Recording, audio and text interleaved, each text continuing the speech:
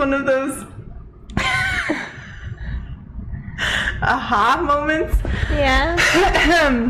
I don't know what to laugh with you, but the laugh is not coming out, but it's nice to see you laugh. Like starting 11:11 with the laugh. That's pure, because we never expected that, right? I was not expecting that. That was so perfect. Yeah. It was a shock, actually. It was whatever you just said, whatever you're always talking about, don't talk about it. And it totally got me that could not have come at a more perfect timing, because it actually got me present to I'm always talking about the same thing. And that's exactly why I love connecting with people, is to like listen to what they have to say, so that I can learn something new, so that I'm not getting caught up with the same people all the time. And that's what I think makes Toronto so special, is the multiculturalism. Or when traveling and like learning different languages, or like a different instrument, or, you know, being in nature. And like everything I find is always like humming a little bit, a little vibration, a little frequency of some sort that might be a little like, that's uncomfortable. Wait, oh, I like that. Oh, that's new. Like really listen to it. Yeah. And so whatever Scott just said now got me really present to listen to it in another way, not from like the same old story like a record player of, I'm about to just tell you what I have to say because I always say this and it's my passion, but rather, I don't even know. And I got present to, I don't know.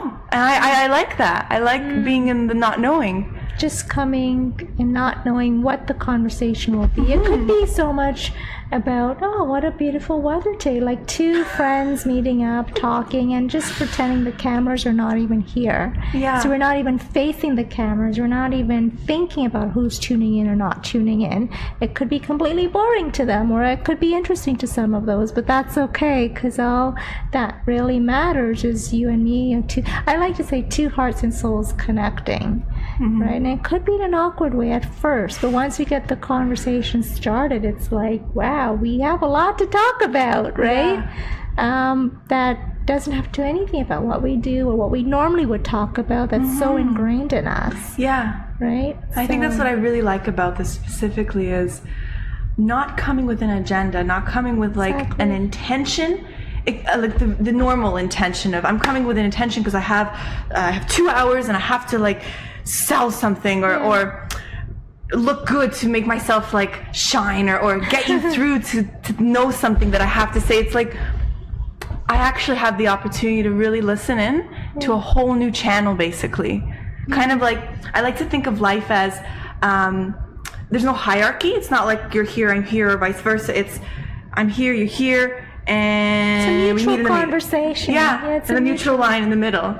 Yeah, and I like what you said with no intentions, no agenda. So that's what Scott says. Like, as soon as like a story can come on our conversation, but if that person or that guest came in with the agenda or intention, I'm going to share my story to you in 11:11, then we ask, don't do that, because now you came in with that intention or agenda. But if it comes up naturally, like in the conversation, it's different, it's natural, we didn't even intend on doing it, but it just happened to just come up in the conversation. Like I may ask you a question, hey, what's your background? But I didn't have that intention, or you didn't have the intention to come in and talk about your background, right? Then we can justify it.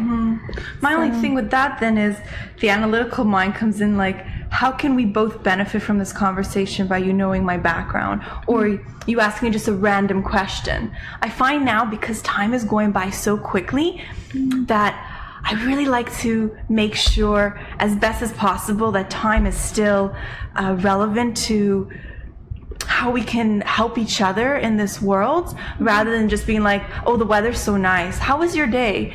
Okay, great. Like, have a great day. Okay. You know, like something not so mundane, but like zesty, juicy, like, I really want to know, like, what feeds your bliss? Like, what really makes you feel awesome? Like, those kind of questions. Yeah. Well, that's but it could be inauthentic. That's the thing with 11:11. It's not even about any of that. It doesn't have to be juicy. You don't have to benefit with anything. Just really, like I said, just really having and that's why we call it an unnatural conversation. And again, as soon as we come in with, I want this to be juicy, I want this to be beneficial, which is all great, but then we're coming in with an agenda and intention, right? It's none of that. Honestly, it's none of that. It could, like I said, it could be a meaningful or meaningless conversation. It could be, yeah, I had fun, it was interesting, or, yeah, I learned something, or I didn't learn anything, but that's okay. And that's 11-11 basically. That's why it's just so unnatural and uncommon. It's hard sometimes for people to understand, right? And like what you say about being juicy or being, I want to really get the most benefit. We don't even have the intention or agenda of doing that. Now, it could be that something came up that's so inspiring, interesting in the conversation that was not planned.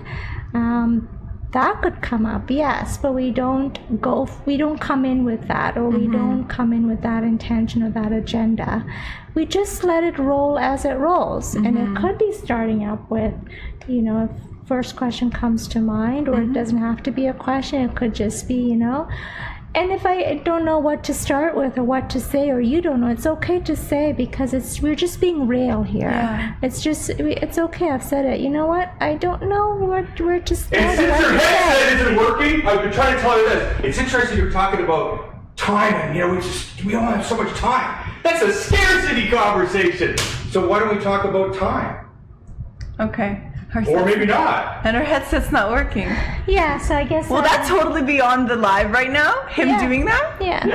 Sweet! Of course! Right, what I was whispering in her ear was, stop talking about the format and be the format. Yeah. I wanted to say something, but I didn't want to interrupt her either. But not those exact words. Right, because if you wouldn't want to do that, that'd be rude. Like me. Well, that's part of my habit is to interrupt, because I think I have something to say. I don't know what to say. And standing in that place of like being vulnerable or not looking so good and saying, look, I just don't know.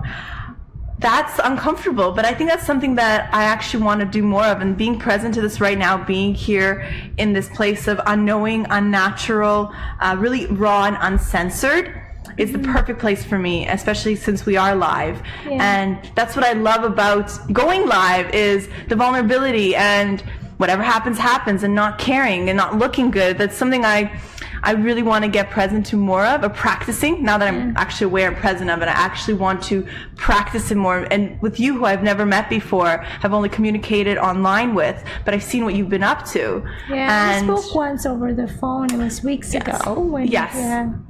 So I don't remember that. I don't remember that conversation, but I do remember we had a conversation. But there's nothing like in person. Yeah. And so since Scott brought it up, the scarcity of time, I really find that just remembering him now, that was great, really shaking it up. With scarcity of time, I find when I do have a connection with a person, I really want it to be I guess not so like meaningful in the sense of like, where I remember them. They'll kind of leave a mark on my aura or my energy or whatever it's called, right? But they're, rather than just be a mere like, okay, yeah, I acknowledged you, but I gotta go. But really, I wanted to connect with people in a way where knowing that time is, and compassion. You know what's also, as you speak of that, what's coming up, what's happening with me lately, and don't get me wrong, it's not like I'm always like that, but lately it's like, and I feel bad because sometimes as God's training me and just getting back to people promptly on Facebook, but I just feel like that's just more, I don't know, it's just spiritually for me, sometimes it's like,